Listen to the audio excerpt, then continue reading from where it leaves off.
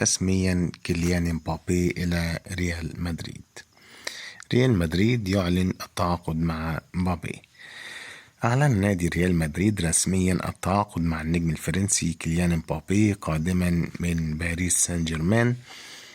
وأنهى ريال مدريد بهذه الخطوة مسلسل الصفقة المحتملة الذي بدأ قبل عدة سنوات، وأصبح مبابي مدريديا على أرض الواقع بالفعل.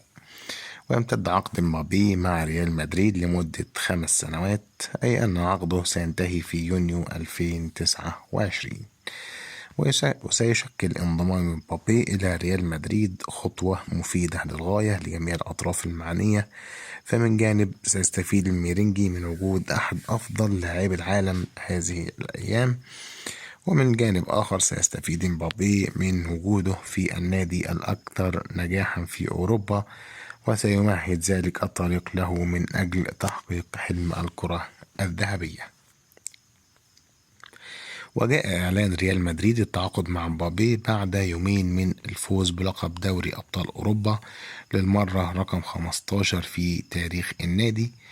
يذكر أن مبابي لعب في صفوف فريق باريس سان جيرمان لمدة 7 سنوات بين 2017 و 2024، وتمكن من تحقيق الكثير من الإنجازات الفردية والجماعية. وسينتظر جمهور ريال مدريد الكثير من مبابي في المستقبل القريب سواء محليا أو أوروبيا.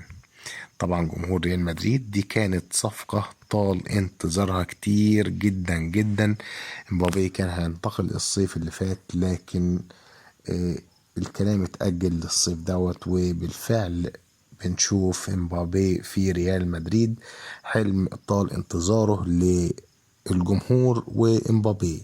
ومبابي كان بيمني النفس من زمان جدا ان هو ينتقل لريال مدريد، والجمهور ايضا كان بينتظر على أحر من الجمر وصول مبابي إلى ريال مدريد وإمضاء العقود.